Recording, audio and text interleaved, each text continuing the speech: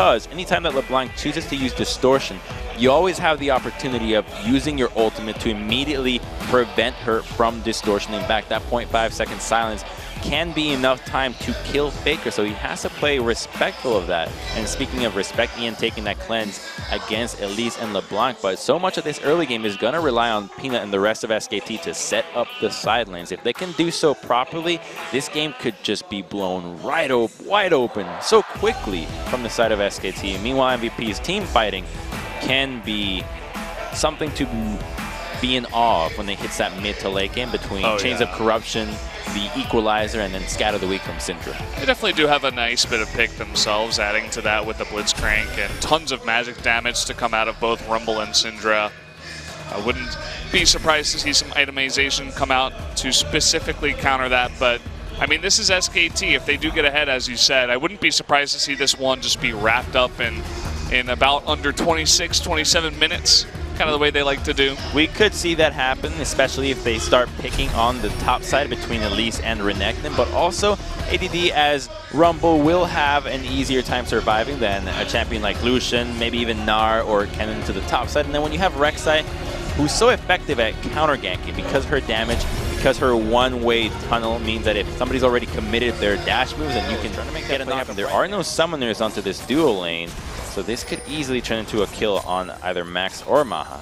You see Maha's playing pretty far back in the immediate dodge, and the Cocoon will hit Max, though. They're trying to burst him down. This should be a kill as no flash is available. First blood goes over to Bang. So easy for them to pull this one off. No summoners onto the bottom lane. You know that Rek'Sai is in the top side, so there is no chance of help. And now Beyond scouts out Faker, but Renekton's not in that position to help.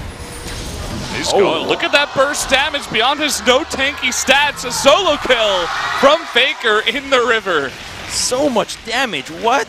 Not even blinking. He's like, yeah, just another day. Oh boy, it's a Syndra syndrome, but onto LeBlanc, and now that Dark Seal has 2 stacks. She's got red buff, so the trading against Ian. Oh, the miss. It's not going to be that effective anymore. Jeez, man. Look at Wolf speeding on in. He's looking for the play for the easy kill, and that's about as easy as they come. Even an assist going over to Bang, who wasn't really even part of that fight.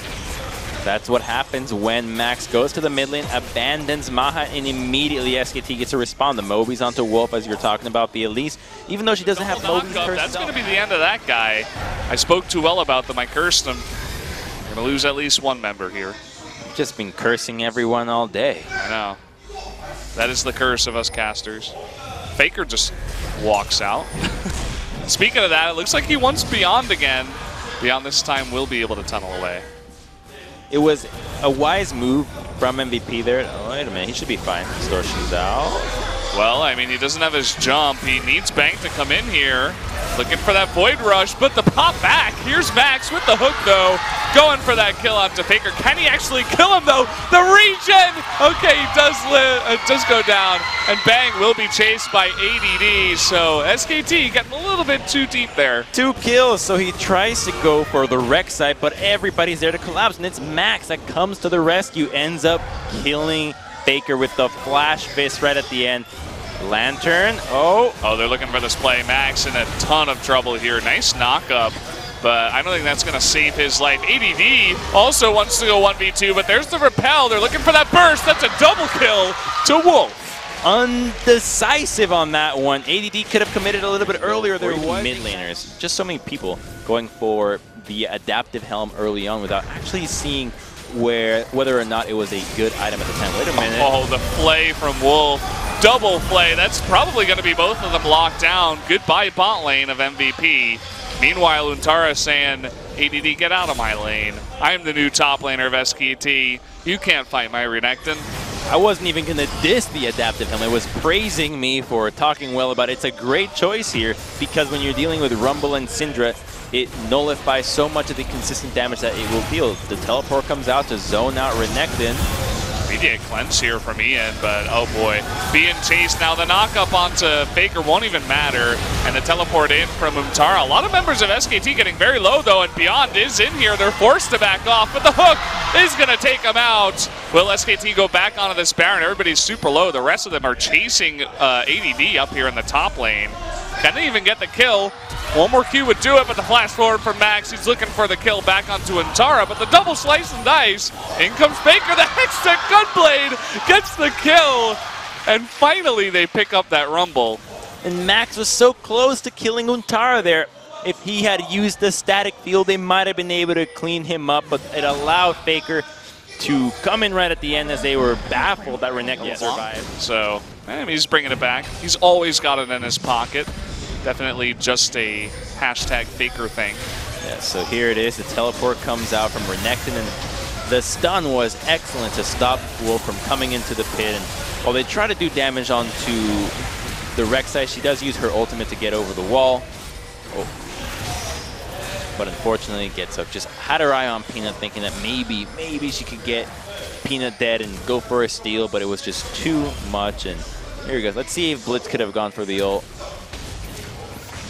Oh, yeah. You can get that ulti off, right? But actually, was it? I believe it was down. A bit bugged out there to see if it came out or not. However, SKT did walk away victorious on that even one, so you could even go for a Gargoyle Stone Plate on top of it later.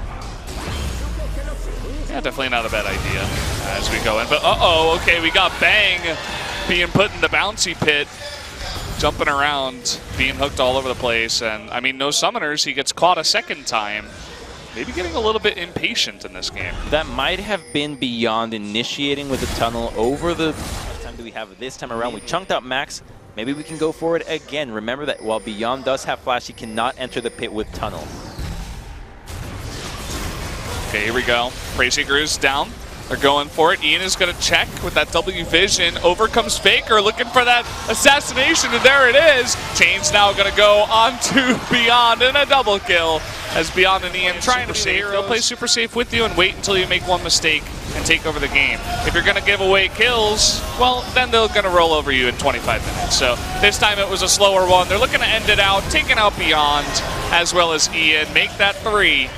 As the rest of them are going to cower in the base. And they're looking for one more. They actually do get ADD on the back of it. Game number 1 will finish in 43 minutes. Not a single turret went MVP's way. Only 5 kills in under 44 minutes. And sure, they might be thinking, oh boy, that sure took a while, but just so well executed by their part. Score lines are beautiful all around. It was only Bang, really, that ended up getting caught a couple of times.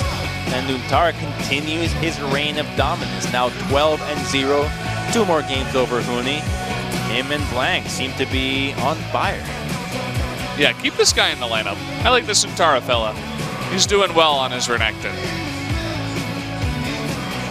You know, not the most flashy player, but extremely smart. You can tell just his positioning, the plays that he makes in the side lanes. He never gets caught out, always in the right position, pressuring. You know, it could just be one of the